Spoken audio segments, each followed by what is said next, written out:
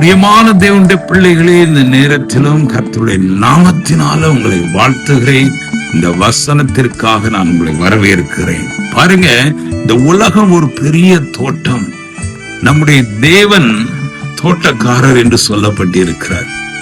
அப்படியே எசாயா தீர்க்கதரிசியின் மூலமாக தேவன் சில காரியங்களை வெளிப்படுத்துகிறார். ஏசாயா 5ஆம் அதிகாரம் 4ஆம் வசனத்துல பாருங்க, நான் என் திராட்சை தோட்டத்திற்காக செய்யாத எந்த வேலையை அதற்கு நீ செய்யலாம், அது நல்ல திராட்சை பழங்களை தரும் என்று நான் காத்திருக்க அது கசப்பான பழங்களை தந்ததென்ன என்று கேட்கிறதை பார்க்கலாம்.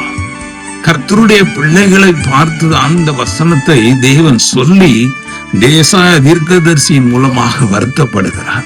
ஐயோ, நான் என் பிள்ளைகள் நன்றாக இருக்க வேண்டும் என்று இவ்வளவு பெரிய உலகத்தை உருவாக்கினேன், ஏன் அவருடைய வாழ்க்கை இப்படி இருக்கிறது? ஆகையினால தேவனுடைய வார்த்தைக்கு நாம கீழ்ப்படிந்து நடப்போம். நம்முடைய தேவனை நாம் சந்தோஷப்படுத்துவோம். நாம் சந்தோஷமாக மகிழ்ச்சியாக வாழக்கூடிய கிருபையை நமக்கு தருவார். ஹல்லேலூயா, ஆமென்.